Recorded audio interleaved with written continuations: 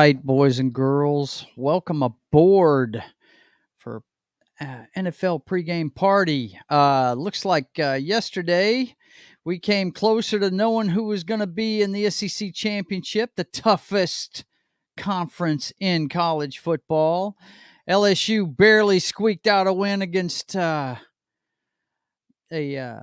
Razorbacks for the Golden Boot Trophy. They got it back, and it looks like we're getting closer to a return to the 2019 SEC Championship game, Georgia versus LSU. Let's see. Oh yeah, I just got something from Facebook. Okay. Also, we've got a big matchup going on right now. The Bicentennial Expansion Bowl going on right now in Germany. And we've got some good matchups this afternoon and this evening to talk about here on Pregame Party.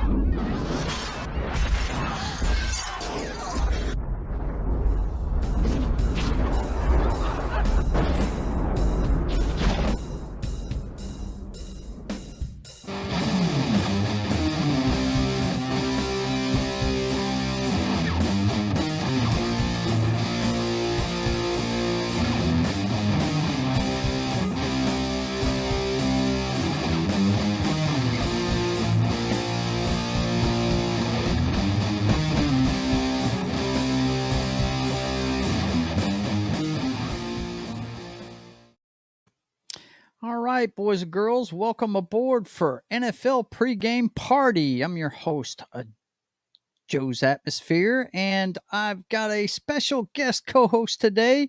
My man Noc is out, so Small Time Republic has decided to step in. How you doing this morning, Matt? Doing great. All right, good deal, man. I know you could be doing better right now. I could be doing a lot better right now. What he's talking about, boys and girls, let me go ahead and get my screen up here. Let's see. And we want to go here. And what he's talking about is my boys are losing the Bicentennial Bowl, the Bicentennial Expansion Bowl. What I mean by that, guys, is the bicentennial year of our country, 1976, both of these teams were expansion teams. And actually, that's how I became a Seahawks fan. I flipped a coin between the two of them. I was 11 years old, and it was the first time I'd ever seen expansion in the NFL. And I said, you know what? I'm going to be a fan of one of these teams from day one. And the damn Bucks won the Super Bowl first, the bastards. And now they're beating my team 14-0 right now at halftime. But Pete is a master at defense. He'll get them turned around. Hopefully we'll get this thing turned around. I don't want the GOAT beating me like this. Ugh. But anyway, so you're doing okay this morning, man? Yep, I'm doing good. I enjoyed an Auburn football game for the first time in about 6 weeks last night. Really? Okay, all right. Get off the schneid. So let's go ahead and bring up that scoreboard from the college games. Guys, I don't know as much about college as my man Noc does. I'm not going to have the highlights and stuff, but I will show you the scoreboard, what happened yesterday. Actually, we start with Friday. Colorado Buffaloes go down to USC. Who cares? They're Pac-10 punks. Number 1, Georgia holds serve against Mississippi State. Ohio State, number 2, they blew out Indiana. Let's see. Michigan blew out Nebraska, which I always love because Nebraska is an old-time rival of my Boomer Sooners, and I hate the Cornhuskers, let me tell you. TCU got a scare yesterday from Texas. They almost went down. I think they've won several close games. Yeah, they have. Yeah. Missouri and Tennessee Oh my God, Tennessee! Good Lord, I Yeah. guess they were a little ticked off about losing to Georgia. Yeah, and they scored at the very end of the game, which I'm not Hmm. a fan of, but Yeah. they chose to In do other it. words, one they didn't need to have. Right. Yeah. Oh man. Yeah. That always sucks. A couple more Pac-10 punk teams. Washington and Oregon. Uh, Washington outlasted them. The Huskies. Kind of partial to the Huskies myself because one of my favorite players, Warren Moon, went there. Um, LSU got the Golden Boot back from uh, the Razorbacks, as I said at the top of the show. Bama, Bama won against Ole Miss, but looks like it's going to be LSU and Georgia in the SEC championship game. I can't see the Tigers losing to. Whoops! Oh, my camera. It helps if you don't put your feet on the wires. It sure seems like to me that it's going to be them because UAB. There's no way LSU is going to dump it to them. So I'm pretty sure it's going to Yeah. be those two teams. Yeah, it's even if LSU loses, they're in. Yeah, and then we got Louisville, Clemson. Clemson won. Let's see what else we got here. Or Arizona beats Wow, UCLA. that's a big one. Yeah, that's a shocker. But you never know with those Pac-10 teams which ones are going to jump up and bite the other ones. Utah beats the hell out of Stanford. Penn State, they're with the pressure off, they're starting to beat people to death again. Yeah. um, let's see, where is your Auburn Tigers at?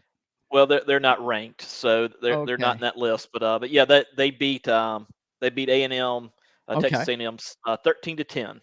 cool. So it was kind That's of like very the cool. LSU Arkansas game, kind of choppy on offense.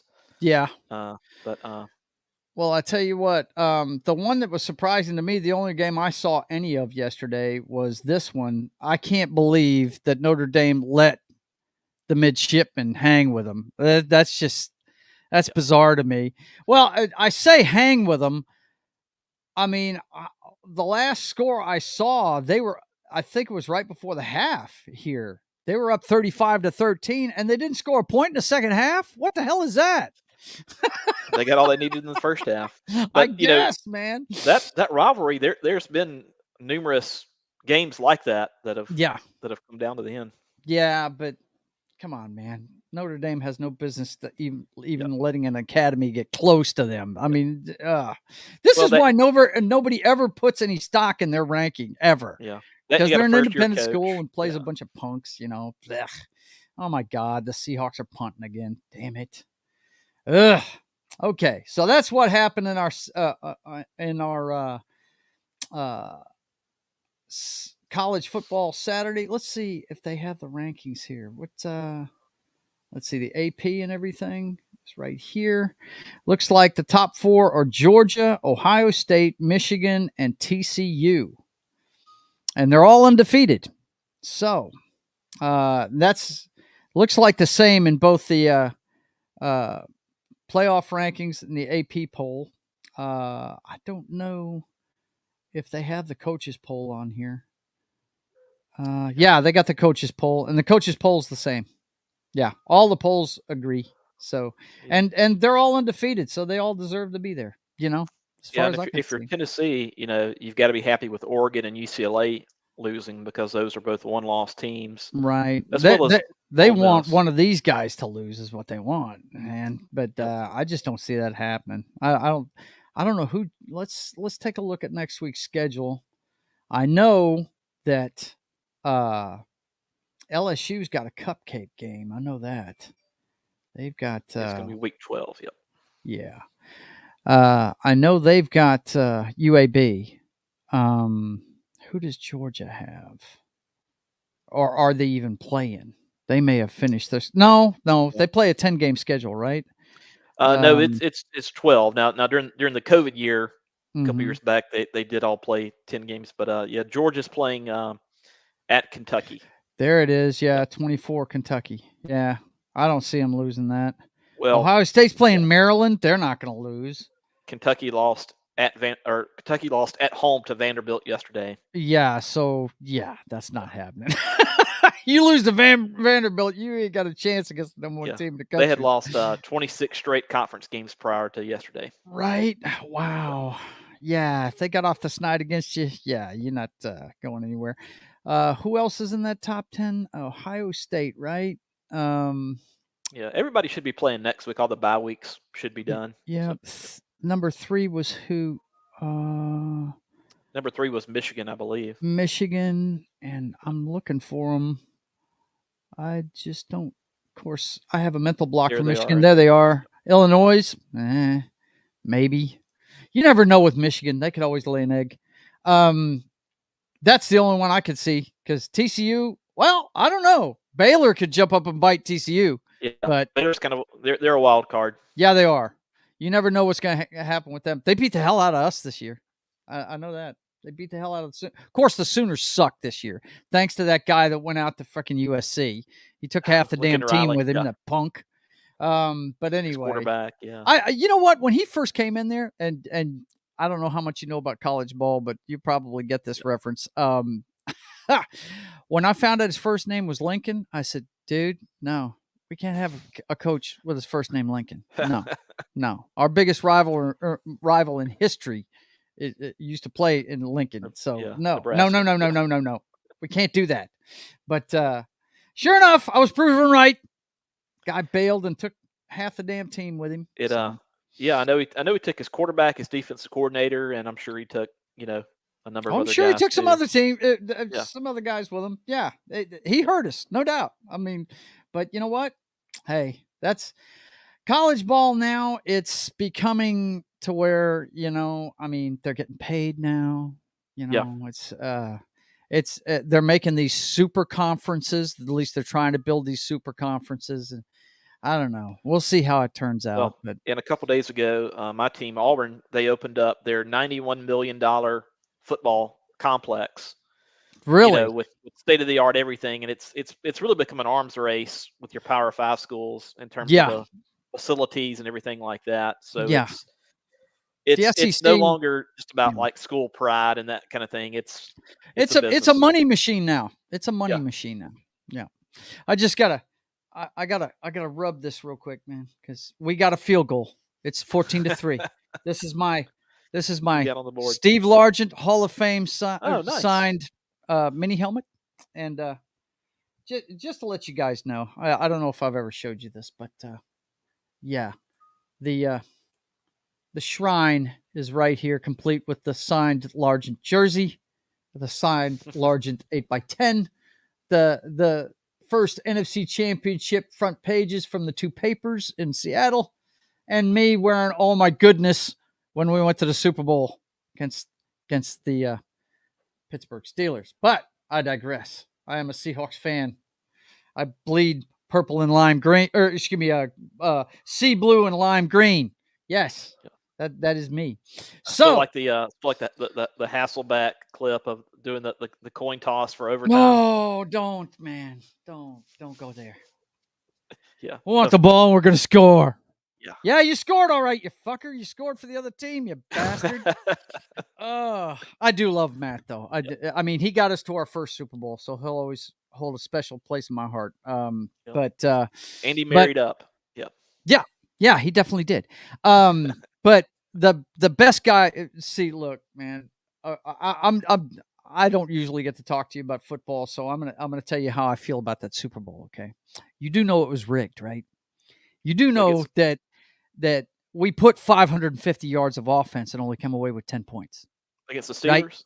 Yes. I remember and the game, and I understand why they did it. Okay, they saw guys like Marino go to one Super Bowl and never get back. Yeah. And the bus was pretty much the face of the NFL at that time. Yeah. And everybody knew he was retiring. And the Super Bowl was being played in his hometown in Detroit. Yep.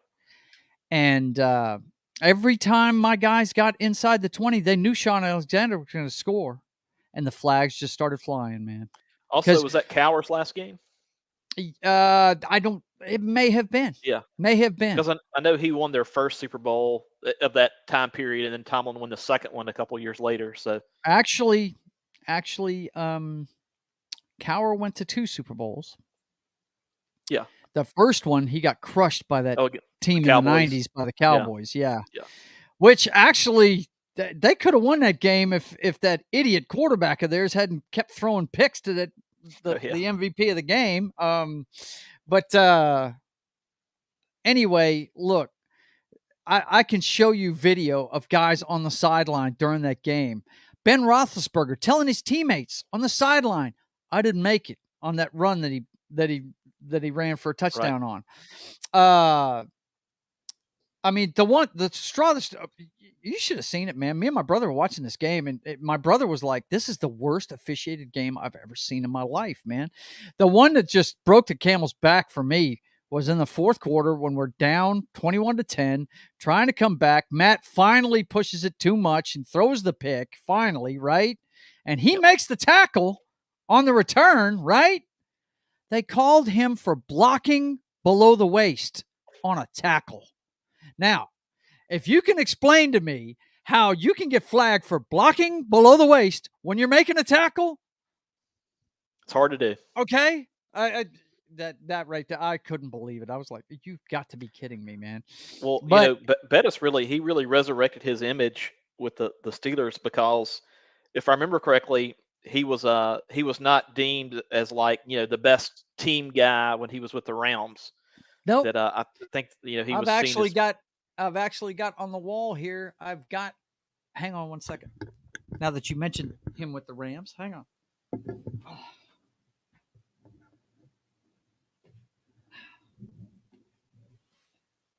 There he is. Oh, signed by him. Yep, sweet. Jerome Bettis. Yep. I got a bunch of these from my dad, and my dad's a big autograph collector. And I've got a huge. Well, here I'll show you real quick. I've got a huge collection of autographs right here. That's Randy White, Kerry Collins. Who is that? Nice. Curtis Martin. I got 2 Marinos. One is, hang on, I got to move this. Okay. One is over here. That's the first one. The one above it, that's the famous game where Bledsoe had to throw 72 times to try and keep up with him and couldn't do it. And it's signed by both of them. Nice. Let's see, Joe Montana. That's unique there. Yeah, it is. My dad, what he would do is he'd send these pictures to him with a form letter that he had printed, right? Mm-hmm. And you got Steve Young, Joe Namath. These were all wedding presents from my father when me and Rhonda got married. And that's my my sports wall right there next to my computer here. Everything behind me is comic book stuff, but the stuff in front of me is the football stuff. But yeah, Dad gave us those as wedding presents. But I guess what I was trying to say is, Bettis wasn't considered like, the lovable face of the NFL. No, not at all. He was a tank, and he was a gruff human being, from what I understand. But people loved him in Pittsburgh. I mean, he fit right in with that tough ass town. Hines Ward and yeah. Look, I hate the Steelers because when I was a kid, I was a Cowboys fan before I became a Seahawks fan. Right. And watched them lose to the friggin' Steelers twice in the Super Bowl. Not once, but twice. And then when the Seahawks finally get there, who they run into? Fucking Steelers. Of course, yeah. But my favorite player in that era was Shaun Alexander, though. Touchdown Alexander out of Alabama. And he is on an exclusive list. We're going to get to the games in just a second, guys, but he got me talking about my team. So I'm going to pump him up a little bit more. Oh, what? Wait. Did Brady throw a pick? Uh-oh. Anyway, Shaun Alexander is on a very exclusive list. He is the only player in the NFL to rush for 15 touchdowns or more 5 years in a row. Walter Payton didn't do that. Emmitt Smith didn't do that. Barry, Barry didn't do it. None of them did. He did. I watched him play against Minnesota once, and he scored 3 times inside the 2-minute warning. It was crazy. Of course, their defense was pretty good back prime. then. Yeah, when he was in his prime, that guy couldn't be stopped. That's why I say that game was rigged, man. I mean, every time they got inside the 20, flags started flying. Another name you mentioned that was underrated, I think, is Curtis Martin. Oh yeah, Curtis Martin, running back for the Patriots. Yeah, shit, yeah. And he went, like every Patriot does, he went to the Jets after he was done. What the hell? I don't understand. Those two teams just swap players back and forth. That's ridiculous. But anyway, okay. Well, let's get to this week's games. First of all, we want to touch on the Thursday night game, which wasn't quite the barn burner we were expecting, because the first matchup a couple weeks ago was great. It really was. But the Carolina running game proved to be too much for the Atlanta Falcons this last Thursday. That running back they got there, he's a tank, man. That guy's pretty tough. What's his name? I want to say running back for Carolina. Yeah, I can't remember his name. Is that his name? Yeah. All I know is he's a big dude. That's all I know. Oh my God. That guy is huge. He was just mowing guys down. And actually, I picked Carolina because they should have won the first one. If their kicker had made a couple of kicks, they'd have won the first one. You know what I mean? But, Atlanta got a chance to get back into it and won that one in overtime. But, yeah.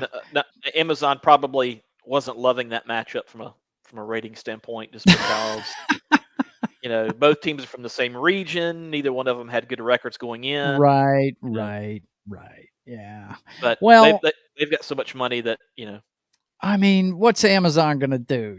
I mean, Thursday night games have never been good matchups ever. So I don't know what. Hang on. I'm sorry. Gino out of the pocket. He's running. Oh God. Okay. I'm sorry. I've got the game on up here in another screen, so I'm keeping track.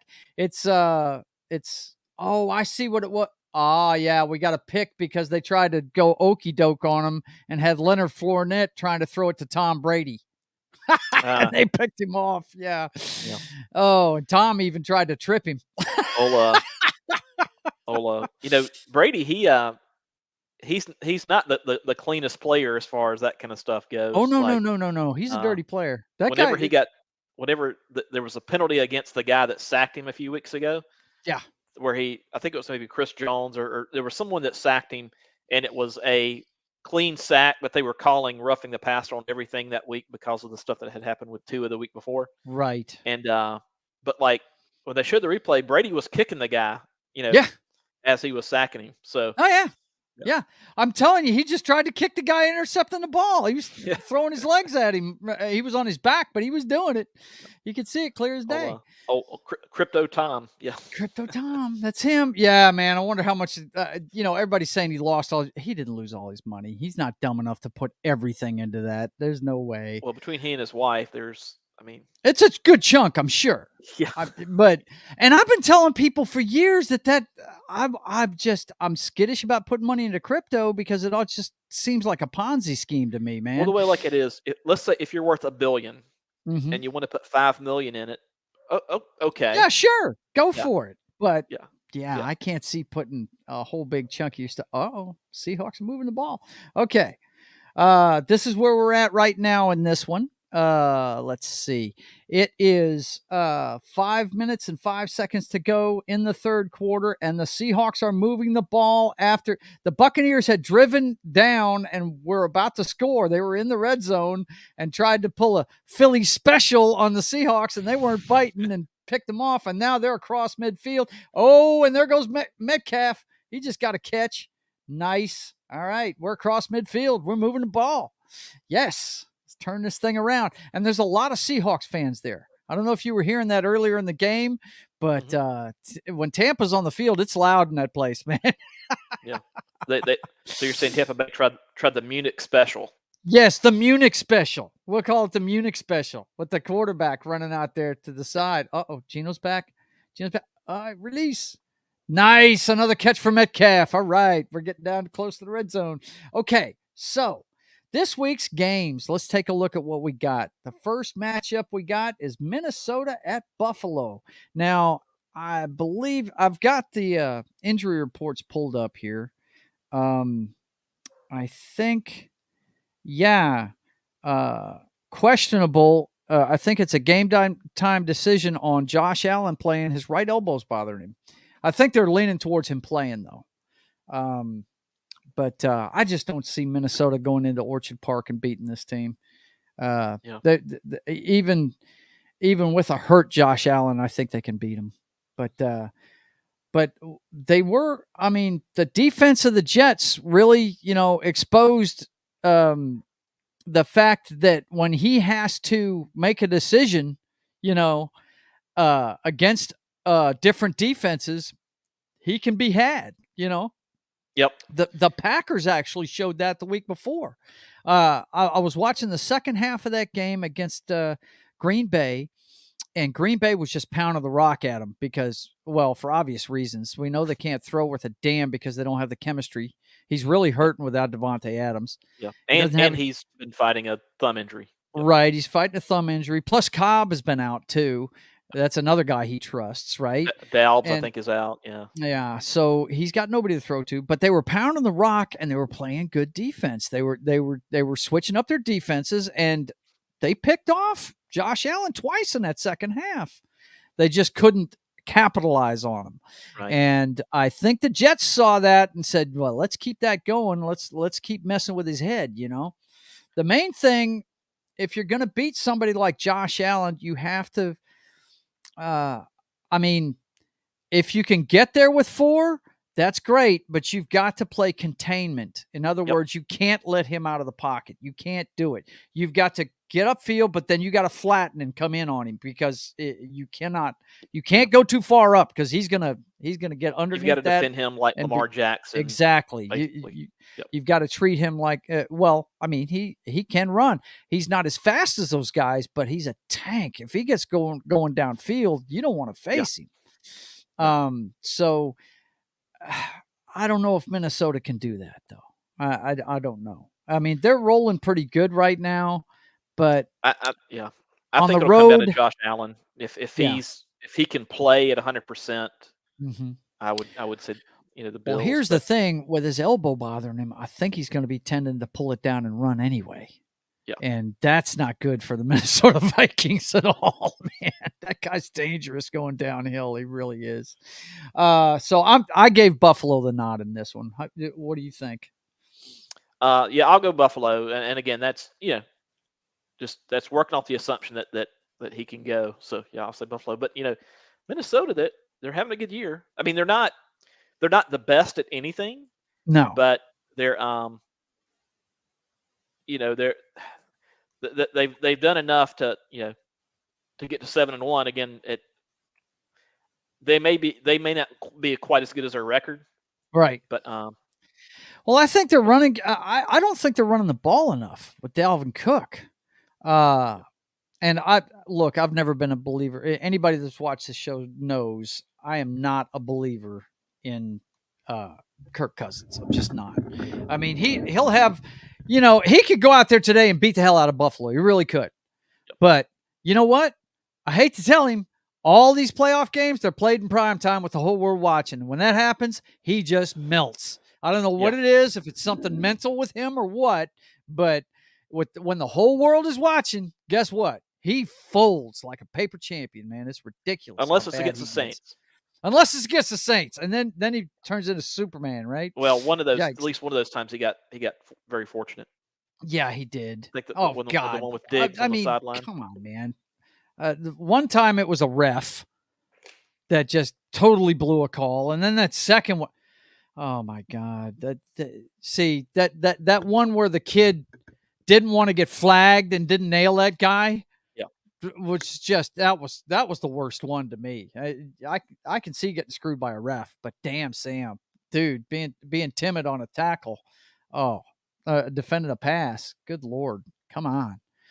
Okay, we're in the red zone. We're trying to get in there, 1st and goal, and they knocked it out of Metcalf's hands. They're about the 9 going in, so we'll see what happens. Okay, the next one we got here is Detroit and Chicago. Chicago, this kid Fields, he's talented, but I don't know. They run the ball really well and they can't throw. I just I think it being at Chicago, I'd have to go Bears here just because. Really? Okay.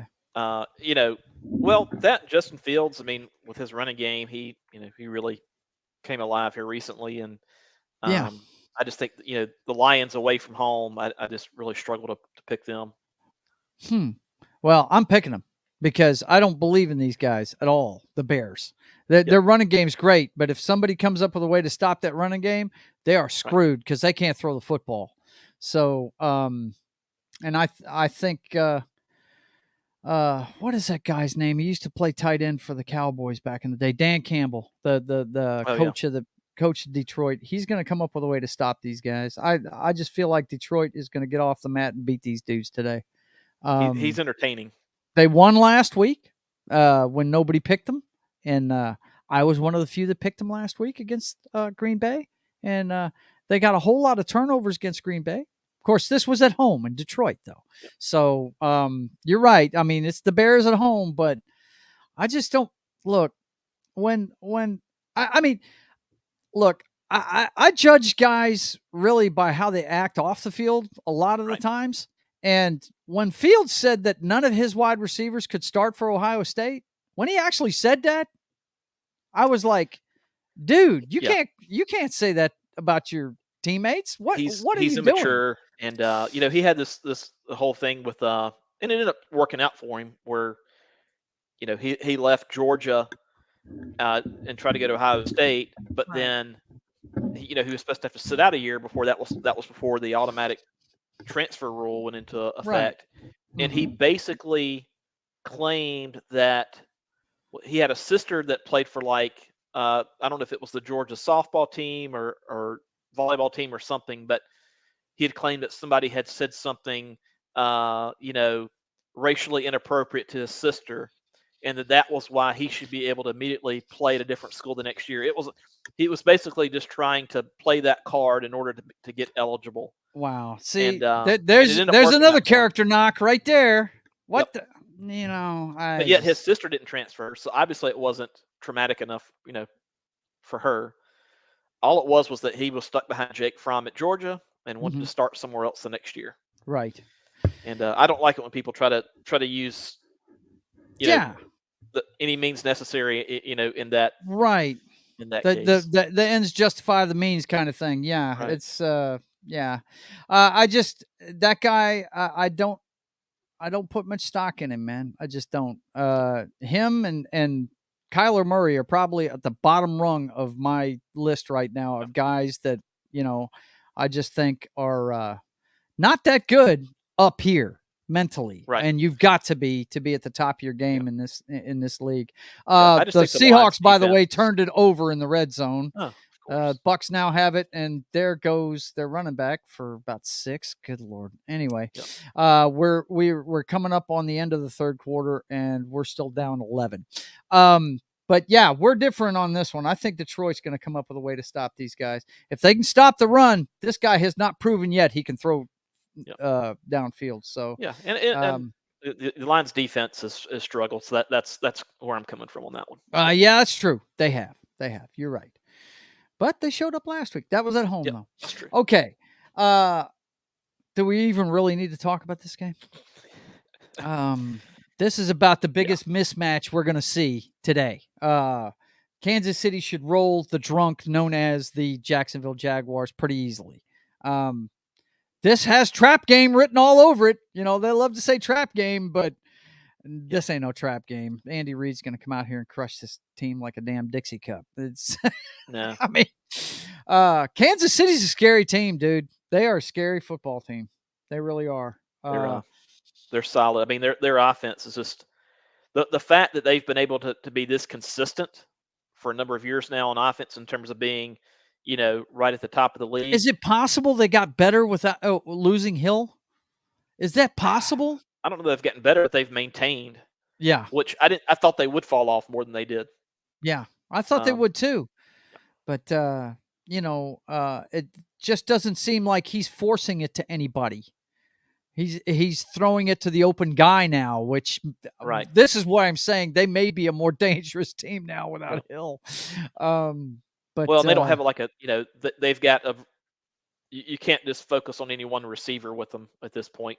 Yeah, because they are spreading the wealth around a lot. They are, and they've got some good players, man. They might have lost Hill, but they picked up a few guys that are really good.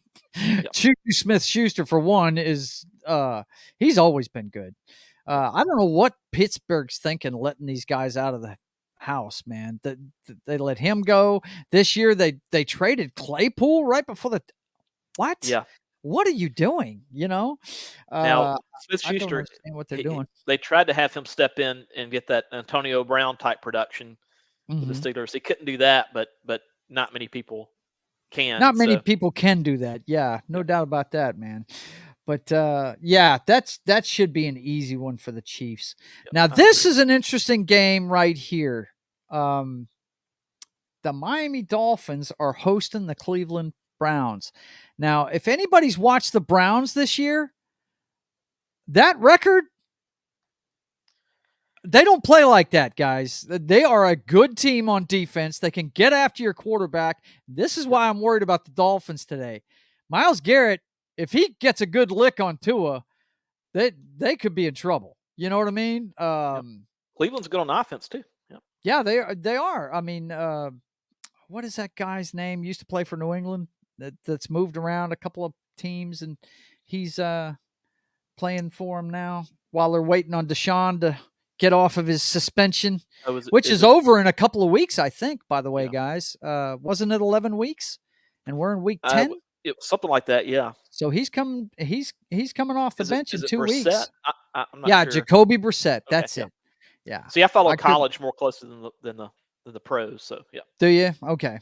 Well, I just have senior moments. I knew the guy's name. I just couldn't remember it at the time. But my point being, this may be a trap game right here for the Miami Dolphins. If they play down to their level, these guys will jump up and bite them because, Brissett's played against Miami, so he knows their defense pretty good.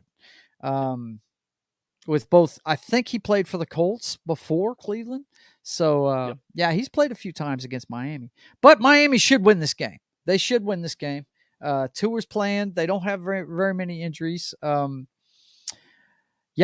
Miami should win this game. I picked them, but don't be surprised if it goes this way. Don't be surprised at all because that team has been in every game they played this year. I'll go with Miami, but I mean, it's 55% Miami, basically. Right. Exactly. You understand what I'm saying? That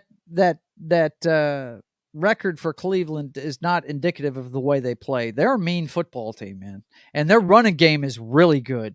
The Dolphins are going to have to eat their Wheaties on defense because Chubb will run them over, no doubt about it, man. Okay, now here's another mismatch. But I mean, Houston looked good in that Thursday night game a week ago, but it was only for about 2.5 quarters. I mean, it was tied at halftime, but the depth chart showed in the second half. They do have a good running back there, though. Pierce, I think, is his name. And wow, he's pretty good. It seems like every team that's got a bad record has a good running back, and they don't have a quarterback. You know what I mean? But Davis Mills does okay. It's just he throws the untimely pick here and there. The Giants, look, I've said it all year. As long as Saquon Barkley has got his cleats on and playing, they have a chance to win a football game. That guy is special. He is something else. Saquon Barkley. But if he gets hurt, they're screwed. Then it's all on Daniel Jones, and they're in trouble. Yeah. Then I've always questioned that draft pick of Daniel Jones, but I mean, you look at it, they're 6-2. They're 6-2. They're only even despite the records, they're only like a 5.5 point favorite, which you would think playing at home with the records, it'd be a little bit bigger, but that tells me because of Daniel Jones. That's fine. Yeah.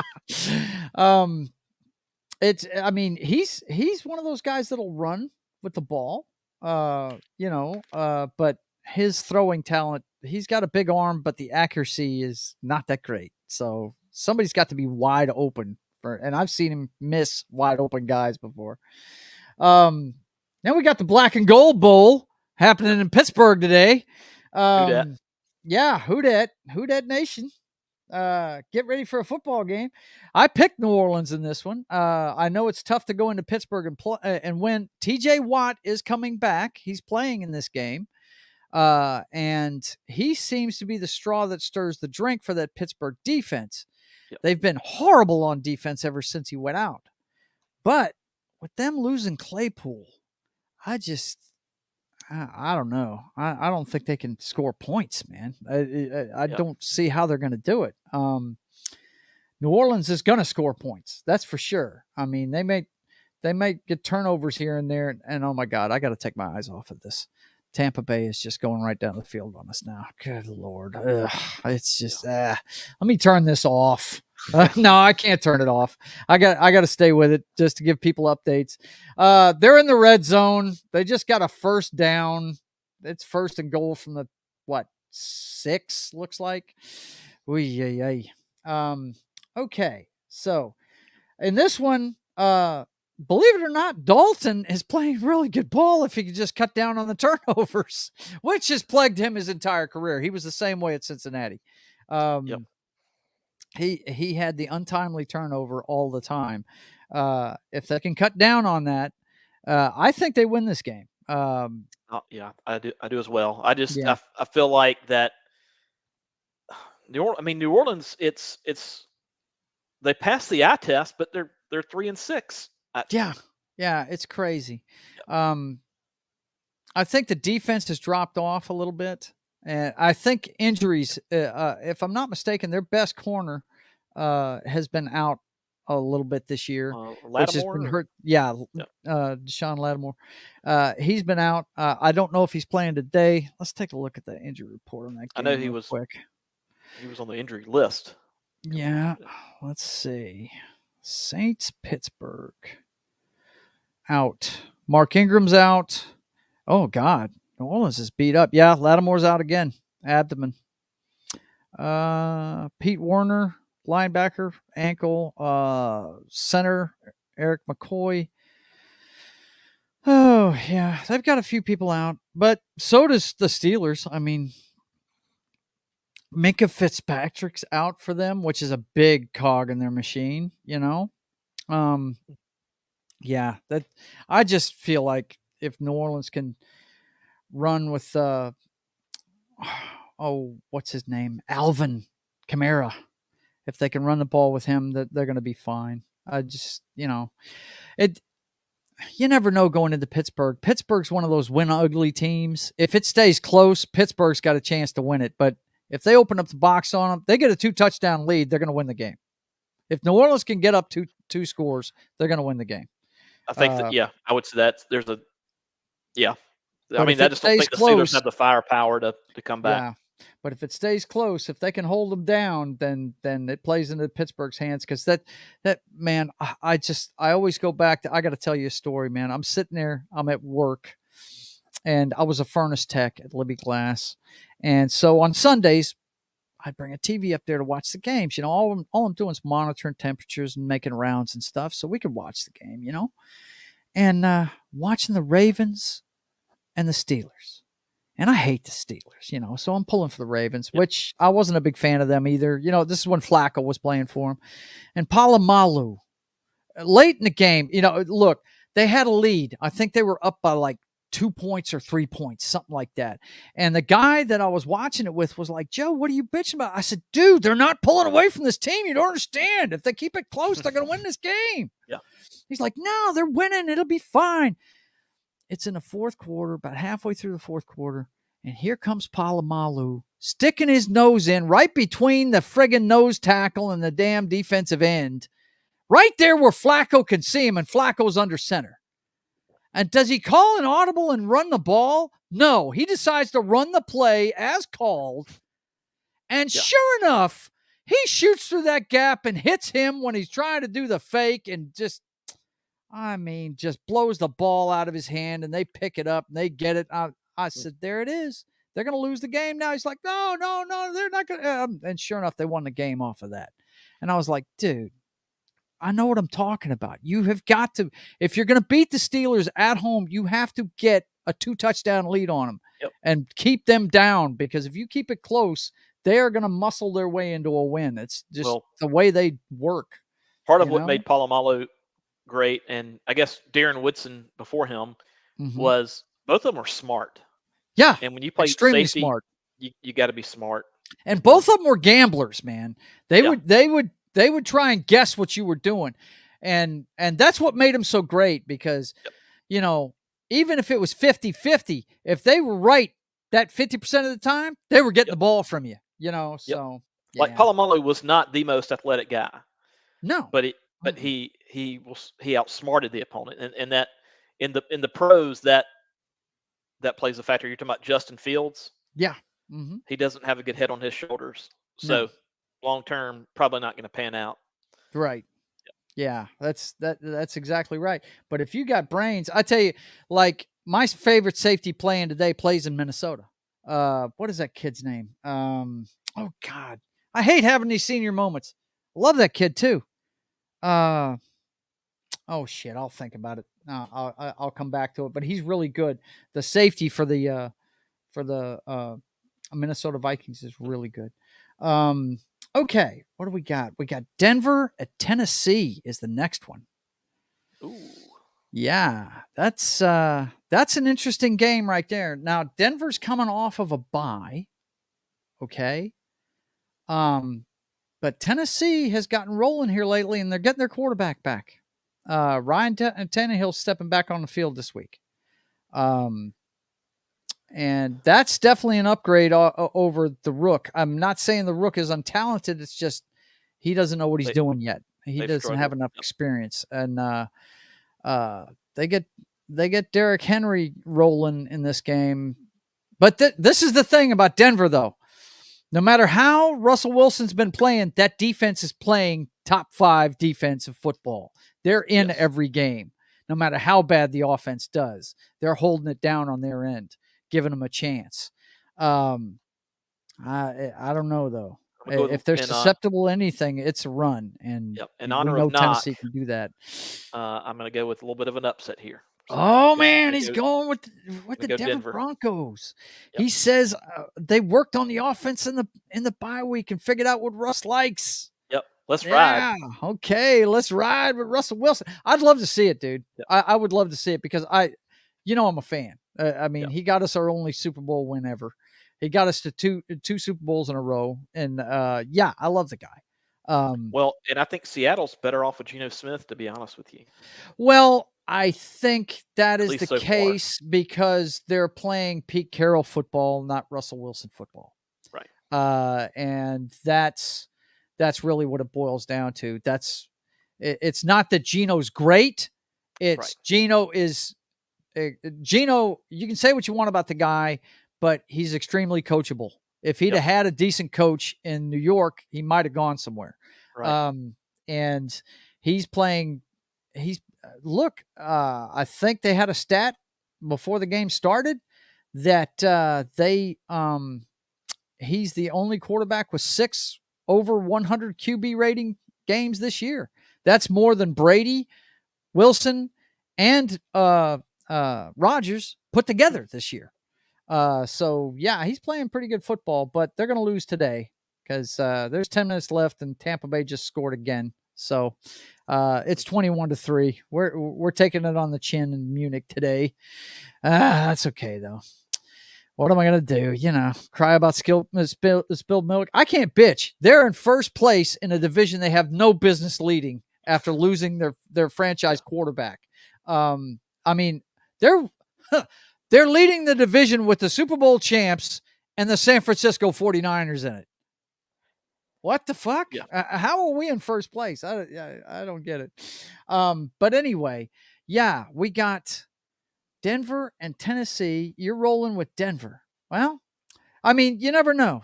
Maybe they put some stuff together. We know. Look, Russ can play. Russ can definitely play. I'll attest to that. He can play, but they've got to. I think what we've been seeing here is two things. One, him not having chemistry with the guys he's playing with, and that's from a shortened preseason, if you ask me. Yep. This 2-game preseason. Look, the preseason is into week 3, as far as I'm concerned now. The first couple of games, the defenses are going to rule. With there being one less preseason week. Yeah. Exactly. Two less. There's only 2 preseason games for each team. The only team that has 3 preseason games is the ones that play in the Hall of Fame game. Okay, so they have gone down from. They've only got 2 preseason games. I got That's it. So yeah, I think that's part of it. I think that may have been part of the negotiation for them to get a 17th game. That maybe they have to get rid of 2 preseason games for that. Okay, exactly. Makes sense. The other thing about it is this: I'm pretty sure we've been seeing them try and stick a square peg into a round hole. They've got. How often did you see Russ under center in Seattle? Not very often. No, and he's been under center all year with Denver. So I tell you what, a big indicator is going to be whether you see them in the shotgun when they start offense this week. If you see that, watch out, Denver fans. You might see some cool shit. First-year head coach. Yeah, exactly. And that's what I'm saying. I think, but he's proven that he knows he's new at this, because like the first week, I think their loss was because they mismanaged the time at the end of the game, and he hired a quality control coach that week to make sure that didn't happen again. So, he could definitely, use the help. Uh-oh, there's my co-host.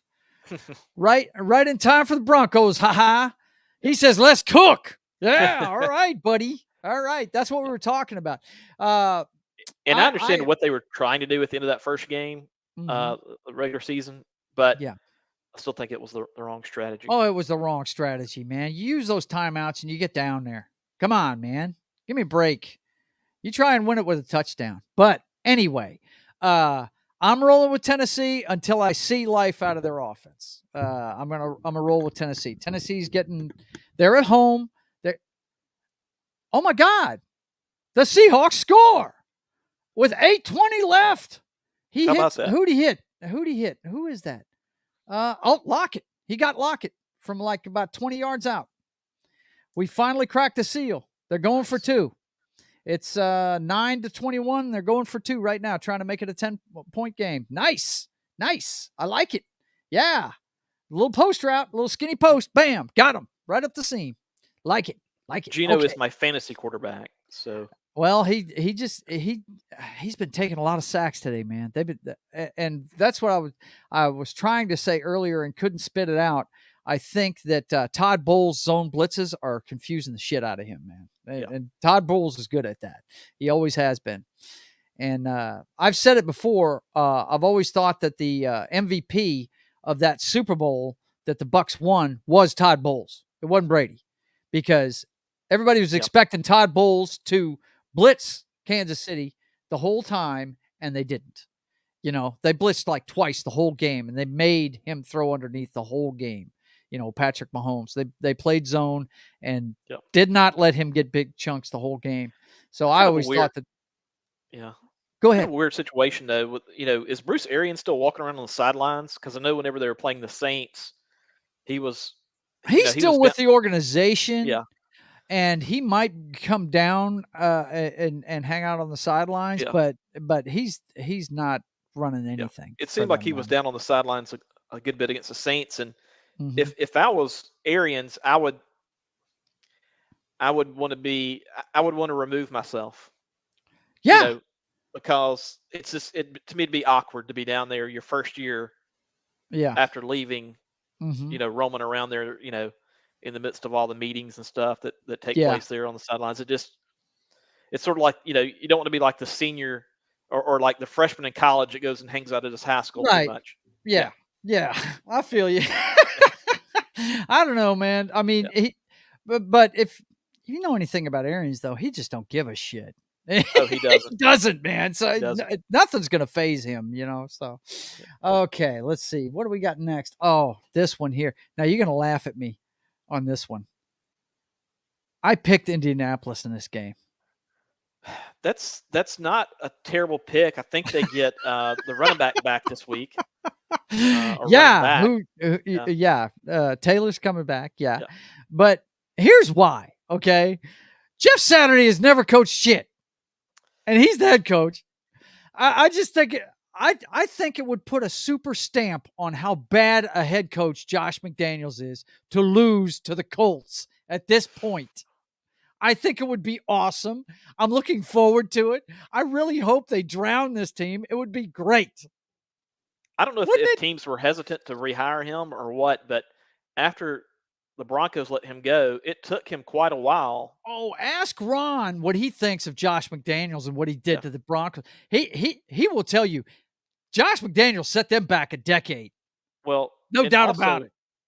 I think before they hired Frank Reich, that Josh McDaniels had pretty much accepted the Colts job and then backed out. But he left. Yeah, he left him at the altar. Yeah, he did. Yeah. So the Colts would probably enjoy. They'd love kicking the crap out of him. They'd love it. They would. Jim Irsay's been talking about that all week, right? Right. And really, what did Josh McDaniels do? Without Brady. Nothing. Not a tremendous amount. Nothing. Yep. Nothing. I just don't. Josh McDaniels is a great offensive coordinator. He really is.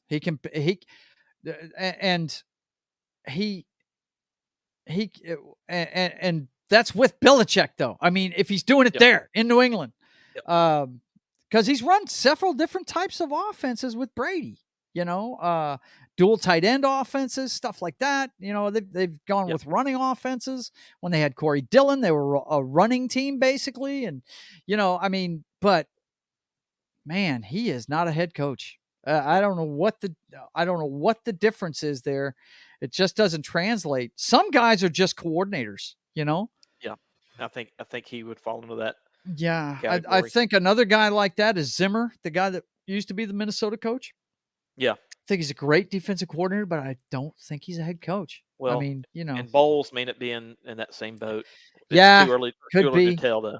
Could be, but hey, he got him a Super Bowl ring as a defensive coordinator, though, didn't he? And he was the defensive coordinator for the Cardinals when they went with Warner. So he's very good at that. And you're right, he may be that kind of guy.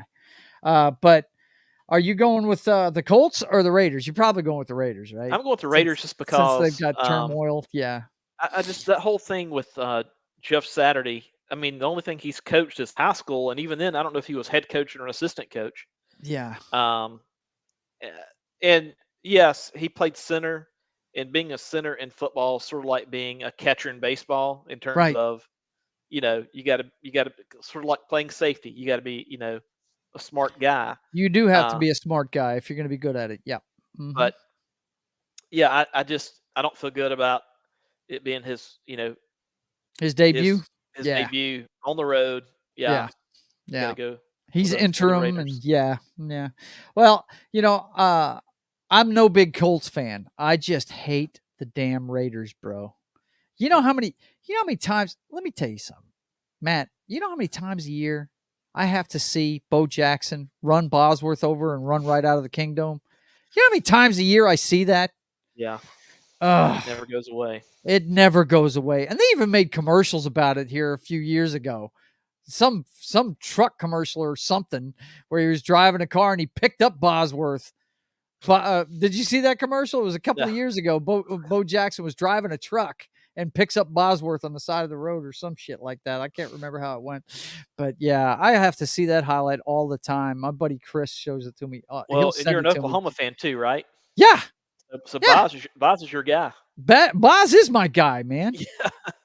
I'll never forget that championship game where they made him sit out, and he was wearing a T-shirt that said NCAA Yahtzees against college something. I can't remember what the college athletes or something like that. Yeah. I can't remember exactly how it went. Maybe Yahtzee's collaborating against athletes. No, that's what it was. It was Yahtzee's. I don't know if collaborating is the word they used. I can't remember exactly what the C was, but yeah, it was against athletes is what it was. Yeah. Colluding. It was crazy. Yeah. It could have been. But anyway, okay. Enough about that shit. I hate the Raiders. Okay. 2 teams I hate the most. Raiders and the Pittsburgh Steelers. Okay. This game is going to be fun to watch today. Green Bay's hard to beat at home, but man, we've already been talking about their problems on offense. Yeah. And the Cowboys, their defense, that's another defense that keeps them in games, and they're getting healthy. They're getting healthy at the right time of year, man. They've got their quarterback back, and wow, I don't think this is going to go Green Bay's way. But then again, you never know, man. Every time we write off Rodgers, he comes out with one of those 300-yard, 5-touchdown games, So there's no telling. It's going to be a fun game to watch. This is the one to watch in the afternoon window, if you ask me. And I'm going to see it because we got them locally. So, I'll have to go Dallas. Yeah, so. I'm going Dallas in this one too. I just think the defense is going to be the difference. And Rodgers' biggest problem is the inexperience of his receiving core. They just they're not seeing the field the same way. He relies a lot on having guys that know when to cut routes off when he's in trouble and stuff like that. He does a lot of those calls right there at the line, and a lot of it's option route stuff, if you understand what I'm saying. And they're just not seeing the field the same way. And plus, like I said, they're inexperienced, and they just, did they just score again? No, they didn't. Okay. That was a highlight from earlier. Thank God. Okay. But the Bucs are fortunate to win last week. Yeah, they were. Yeah, they were. That was crazy. But he did like he's done how many times? No timeouts, and he takes them right down the field.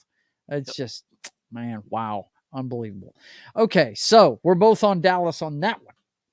Let's see what we got next. Oh, yeah. I really see. I hate this game right here, man, because I'm a Matthew Stafford fan. Okay. But his line cannot protect him this year. He's getting mowed down every game. They have really struggled offensively. I am really surprised that he is on his feet. Oh my God, did we just pick off Brady again? Yeah, he's pissed. He's smacking his own hands. Wow. 6.5 to go. The Seahawk defense comes up with a turnover. All right. New life. Yes, new life. And Brady acting like it was on him. He's not bitching or nothing. He just got his head down going to the friggin' sideline. He should not have played this year. Yeah, he shouldn't have, man. As much turmoil as he's had in the offseason. Oh, my God. Yeah, okay. The guy that didn't get an interception when he gave it to him earlier, hit him right in the chest with it, just pulled it down. Their middle linebacker got him. Okay, go Gino, get him. Anyway, this game I hate because I don't like Kyler Murray, but I got a feeling they're going to win this game because they can't protect Stafford. Well, he's can't do it. Had a concussion, so I don't know if he's cleared or not. Let's take a look. I think he was a game time decision when I saw earlier today. I believe he's a game time decision. He is going through the protocol. Let's see. I know. I just know as of Friday he was on the injury report. So right. Questionable. Matthew Stafford. Yep, he's questionable. They don't know if he's going to go or not. Yeah, I think that's why I picked Arizona. Well, that and the fact that they just can't protect their quarterback. Their line, I don't know what happened in the offseason, but it has gone to shit. It really has, man. Yeah, I'll go Arizona. I think their backup's name was I looked it up, it was like John Walford or something like that. Some guy I'd never heard of before. Who? Yeah. As I like to call him, who? Yeah, and as much as I don't trust Kyler Murray as far as I can throw him, look, if you have to put in the contract that he has to study more, No, you don't need that quarterback. He's not doing his job. But I mean, they took it out of the contract because he bitched about it. But the fact that you're even thinking about putting that in, you shouldn't be paying him that kind of money. That's ridiculous. But anyway, yeah, I think they're gonna do it this time around. Okay, next one we got here is the Chargers at the San Francisco 49ers, and an ad popped up. Sorry about that. That's tonight. It's the Chargers at the 49ers, and you're probably going to think I'm crazy, but I'm taking the Chargers in this one. Wow, really? Yes. Yes, I am. Yes, I am. The San Francisco 49ers looked good that first week with what's his name there? McCaffrey. I mean, McCaffrey scored every way you can in a football game, but who was it they lost to last week? They lost to somebody last week, if I remember correctly. Hang on, I'm looking it up real quick. Yeah, I don't recall. I will say this. I just think that the Niners defense is just it's solid, and I think that Garoppolo, I think he can get the job done, especially now that they got McCaffrey and they're getting Elijah. Well, they were on a bye last week. Was it the week before they got beat? No, couldn't be. I think they got beat just recently by somebody that they had no business losing to. Let me see. I'm looking one more time. No, they beat the Rams. Okay, I could be totally wrong on this one, but I'm taking the Chargers because I just like Herbert. I just there's something about Herbert that he's good. I see Marino every time I see him. Yeah, that's what I see. Big tall guy that can throw it any from any platform you need, and he's not an athlete. He'll run if he has to, but you know how many running yards Marino had his entire career, by the way? Less than 100. He played for 16 years and he ran for 74 yards his entire career. Gosh. It's amazing. And it was probably all quarterback sneaks, right? Well, that, and I guess it was around like 93, 94. He'd been in the league at that point 10, 12 years. Yeah. And he had a pretty bad leg injury. Mm-hmm. And he came back from it, but it was the Achilles. It was the Achilles. It was Achilles. Okay. Yes. Mm-hmm. But his last 4 or 5 years, he was even less mobile than before. Oh my God, he was playing in a hockey boot, 2 of them. It was ridiculous. Yeah, ridiculous, man. Oh, did we just score? Hang on. 1. No, the second foot's out of bounds. Damn it. Yeah. 3rd and 1. Come on, get the yard. And no, they get stuffed. Shit. Kick the field goal. Get it to a 1-score game, damn it. No, I guess that won't work. We got to go. There's 4.5 to go. Down 12. Yeah, we got to go. Yep. Shit. Damn it. Come on, guys. I'm sorry, guys. I got to see what happens here. 4th and 1. The clock's running. 4:12 and counting down. 4th and 1 for the Seahawks at the 19 going in. Here we go. Read option. Geno keeps it. Throws. Caught for a fucking touchdown. How about that? Holy shit. Who is number 11?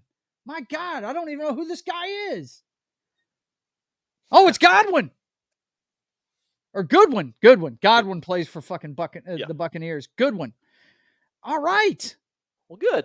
Let's see. If they go for 2. Yeah, they don't need to go for 2. Just kick the extra point. Get it to 16 to 20. The whole going for 2 thing, that's another pet peeve of mine.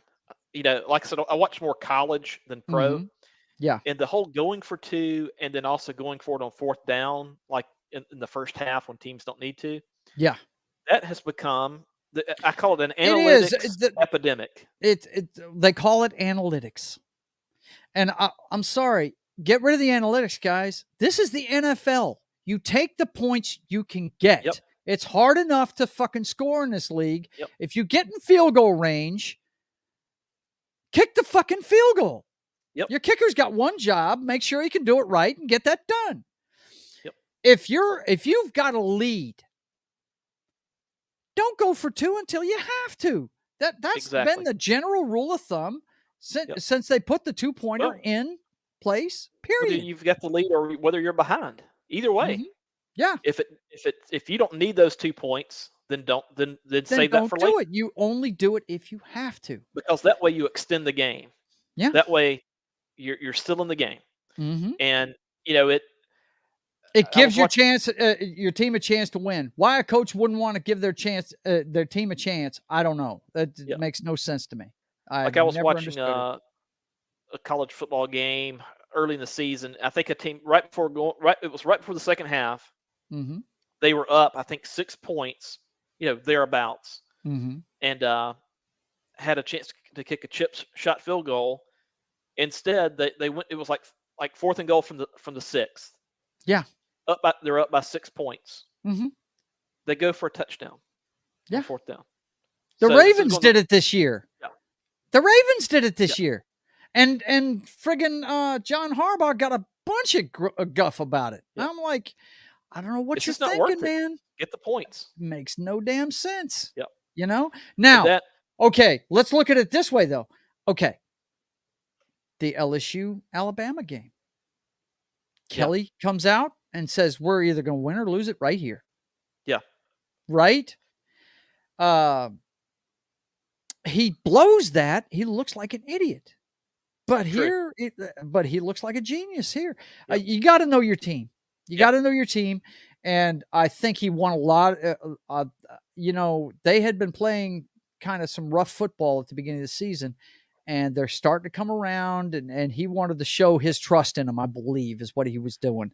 And, a lot of times I'm one of those conservative guys. Look, if there was a head coach like me in the NFL, it was Jeff Fisher. Bore you to death on offense. Right. I'm going to pound it right down your throat for 3 quarters straight, not even throw the ball and play good defense behind it. You know what I mean? That's what I'm going to do. I'm going to have 8-9 minute drives, but that's just me. I'm a conservative guy, and I'm never going to go with going for 2 when you don't have to. I'm never going to go with not kicking a field goal. I sit there and count it up during games. You can ask my brother, man. I count it up. Yeah. You should have this many points. This is how many points you should have right now. I keep a tally of it. Then you'll have these teams that they'll have a 4th and 2 on their own 30 and just go for it. I'm like, what are you doing? Why? What are you doing? Yeah. Punt the ball. Live to fight another day. You play for 60 minutes. You got to trust your defense. Now, one guy, and once again, you got to know your team. I remember the year that Peyton finally won the Super Bowl. He played. I remember the championship game. It was in Indianapolis. It was against the Patriots, and Belichick's defense was not that good that year. I remember that, and it was late in the game, and they went for it on a 4th and 2 on their own 40. And he just didn't trust the defense because Peyton had been shredding him the entire second half, and he just didn't trust him. So he wanted to hang on to the ball because they had a lead, and didn't work out for him. You know what I mean? But you got to know your team, and that's the only time I can see that happening. But the NFL, it's not college, You're not blowing teams out. All of these guys are good athletes. It comes down to coaching, and this, unless you're somebody like a Brady or a Rodgers that can pull a rabbit out of your ass, 90% of the league's on the same level. When you get here, they're all the best athletes, the cream of the crop, and it comes down to coaching. And you got to take the points when you got them. But getting back to this game we're talking about, I just got a feeling about the Chargers tonight. I really do. And I know San Francisco's got a really good defense and all this good stuff, and they can pound the rock on you and everything. I don't trust Garoppolo. That's another thing. I don't trust Garoppolo. He's hit or miss. Yes, he is. And depending on how that likes to study quarterbacks, he really likes Herbert. Ooh, they just got a first down. Hang on a second. Did they just call a timeout?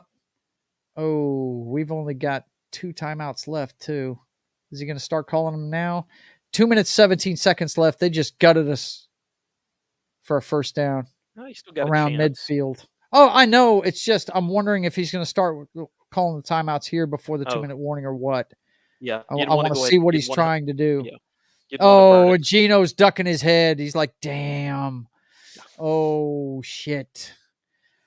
Come on, show me what's going on, guys. Yeah, they're going all in with their timeouts now. This side of the 2-minute warning. Okay, Yep. so we'll know shortly if we can keep. Brady's yelling at the sideline about something. Okay, One thing I like to see teams do real quick is let's say you're in that scenario that the Bucks are in. Yeah. Let's say there's like 2 minutes and 3 seconds left. Mm-hmm. You're coming off a timeout. Yeah. You can throw it or run it there. Yeah, you can. Yes, you Yeah. can. There's 18 seconds. They need to mow it down. They're going to run again. But yeah. Well, no, he's throwing. And God, they got another first down. Shit. Oh, well. Yeah. Okay. Hurts. Unless there's a miracle, we're going to lose, like I said. But anyway, yeah, man. I just feel like I just got a feeling about the Chargers. That's my upset pick of the week right there. And then Monday night, we've got the Commandos. I refuse to call them the Commanders. You cannot have an entire team of Commanders. You can't have nothing but bosses and no soldiers. Yeah. They're the Commandos. There's a guy whose stream I watch. His channel name is Free Peach Gaming, but he was doing a movie review stream on one of his other channels, and this was Friday night, and he had on his Washington Redskins hoodie, and I'm like, you got to represent. Yeah, got to represent, man. Let me tell you something, Matt. They should have changed the name of that team to the Warriors, the Washington Warriors, and they wouldn't have had to change a fucking thing. The logo, nothing. That's true. Yeah. What's the problem? And it's a WW because you got Washington Wizards, Washington Warriors. That kind of goes together there. I'm just glad they didn't name them like the presidents or anything political because the senators or some shit. Yeah. Which I think isn't their hockey team the Washington Senators? I think no, that's the Ottawa Senators. That's the Ottawa Senators. Yeah, the Capitals. Yeah, there's another great one, isn't it? Give me a break. But anyway, getting back to this actual football game, they have no business winning this game. No. Taylor Heineke. God love him. I like watching that kid because he's scrappy. All he does is win. But last week he cost him with that late interception. And they were in that game. They could have won it, but he threw that interception there late in the game, and he's known for that, Right. But yeah, Hurts and the boys should destroy this team out the gate. That shouldn't even be worth watching. I don't subscribe to the Communist News Network. I mean ESPN. So yeah, I'm not going to see this game, and I really don't care. So well, and I think it was at Washington. Hurts was almost seriously injured. I want to say in a game last year where the stands collapsed and right. Yeah. I don't think anybody got seriously hurt, but it could have been bad. And, yeah, it could have been bad. Yeah. Apparently, there's been a lot of complaints about different things with that stadium over the years. Well, there being different issues with it. Yeah, that's because their owner is a total retard. Well, it's come out that he's kind of a perv apparently as well. Daniel Snyder, he needs to sell that team, dude. He really needs to. Washington, look, I have nothing but respect for that organization. Their past, not their present. Joe Gibbs was a great coach. Took 3 quarterbacks of 3 different ethnicities to Super Bowls and won them. That's true. And just with the Hogs, yeah, with the Hogs, man. And the Buccaneers just got a first down that's probably going to seal the game. Minute 42 left, and they just got a first down. Seahawks only have 1 timeout left. So yeah, it looks like we're through. Well, with Gibbs, just the worst possible news. Last Sunday, his son passed away unexpectedly. Oh no! And that's following 3 years ago when he had his older son passed away from it had a degenerative issue, but yeah. but he lost both his sons at age 49. 3 years apart, and especially the second one was just out of the blue. Mm-hmm. So, but sad news as far as that goes. But he is a man of faith. Yes. So if anybody can overcome that, it's him. Overcome that. Yeah, there's certain guys. I mean, well, if I don't know if you are a person of faith, I am. I'm not a Bible beater, Yep. but I do have. That is part of my belief system, if you understand what I'm saying. And yeah, there's certain guys like Andy Reid's got to be too, because he's had some rough patches with his kids, and he overcomes it. So, and keeps going. So yeah, those kind of guys, they're high character. They can overcome it. How's his racing team doing? Do you watch any of that stuff? Yeah, I'm into NASCAR. They had their Final Four last week, and he had one of his cars was in that Final Four and ended up not winning. Mm-hmm. But his grandson, whose name is Ty Gibbs, he won what's known as the Xfinity Championship on Saturday of last week, which is like the second tier. Okay. And it was his father that ended up passing away unexpectedly that night. But now the grandson Ty Gibbs, which is expected to be in the top level of NASCAR next year, he's rubbed a lot of people the wrong way. As far as wrecking guys and not apologizing, and that type stuff. But just part of the territory. But yeah, more than anything, when you mentioned Gibbs, it came to mind that just an unimaginable.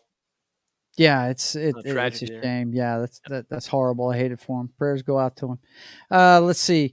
Gretzwa says, "Hello. Do you give advice on fantasy?" Coming from EU, sir. No, I do not. I played fantasy football around the turn of the century when they first came out with that stuff. I played a couple of years for free on ESPN's app, and I tell you, it took away from my enjoyment of the game. I found myself rooting for a wide receiver that played for the Raiders, trying to get points when I can't stand that football team and want them to lose. It just sometimes I against can't. your team. Yeah. Against my team, right? Yeah, I can't do it. I did okay at it. I would say this. I'm not going to tell you which players to get, but I would say about 4 weeks into the season, if you're going to play fantasy football, start checking the waiver wire and seeing what's there, and start getting players that are consistent. That's the way you win a championship in that. You need consistent players. The first championship I ever won, I rode Sean Alexander and a wide receiver that looked like a tight end. His name was David Boston. Played for the Arizona Cardinals back in the day. And he only had a couple of years in his career that were any good. And I rode him and Sean Alexander all the way to a championship. They were fantasy beasts that year. But yeah, that's what I'd tell you, man. Check the waiver wire and check for people that are consistent. They get the same amount of points every week. That way you can count on it. That's all I'd tell you, because I really don't play it, man. I'm not a big into that stuff. Don't really enjoy it. If you got two guys that are projected to do about the same, if one's coming off an injury, maybe go with the other guy. Yeah, that's for sure, because they're going to be slowed down and they're going to have rust. Yep, no doubt about that. For sure. That's our fantasy portion. There is no fantasy portion of this show. We don't do fantasy here. We just talk about football. Football by guys that love the game. That's what this is all about. So let me let you guys know what's going on with the channel. That's all the games this week were covered. We'll be back, of course, next week for pregame party. Noc should be back next week. If he's not, I'll probably give Matt a call again. But he's in the middle of what's going on. Matt is he's looking for an apartment. He's trying to move closer to the job. He's got a long commute, and so that's what he's doing right now today. But we do this every Sunday at 10:30 a.m. Central, 11 a.m. Eastern. 2 hours before kickoff of the early games. And then, of course, tonight, my only Twitch show, I still do it. I play video games for 3 hours. I switch games every hour, and I have a few cocktails and fails during it. Right now, I'm playing WWE 2K22, a little wrestling, or is it 23? I can't remember. The newest game. And I'm also playing DCUO. I'm trying to finish up the Sins of Black Adam DLC. And I'm thinking about starting a playthrough of The Force Unleashed. If you're a Star Wars fan, that's one great story. If you don't know what it is, it's about Darth Vader's secret apprentice, and it's a really cool story. I'm thinking about starting a playthrough of that. Anyway, that's after the games are over with tonight at 10 Central, 11 o'clock Eastern. And that's over on Twitch. And then, of course, we've got the State of the Atmosphere. We do that every Wednesday. That's just me and guys like Matt and other YouTubers that I hang out with. We just get together and talk to the chat. And we just go wherever the chat takes us for 2 hours. And that's 5:30 Central, 6:30 Eastern. And then, of course, we got the Brothers Hack the Matrix. My brother Highlander and I. It's a fast-paced, headline-driven show where we just laugh at the clown show that was the week in 2022. And, of course, on, Saturdays, you get to watch me work on my comic book. I'm one page away from having the first issue plotted completely.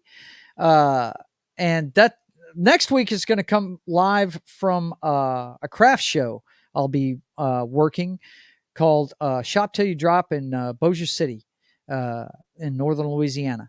But usually it's me drawing the comic book, and my friend Justfire Jim helps host it so he can talk when I'm get into the drawing. And that comes your way every Saturday afternoon at 1:30 Central, 2:30 Eastern. So that's our show for this week, boys and girls. Anything you want to tell our viewers before we get out of here, Matt? I got nothing. Just support Joe and the different shows he's got every week. And thank you for having me on. All right, man. I appreciate you stepping in for Noxter. It's good to have. Every team needs a good backup, man. I appreciate you showing up, buddy. All right. Well, listen, guys. Until we see you again, I want you to keep on keeping on. God bless.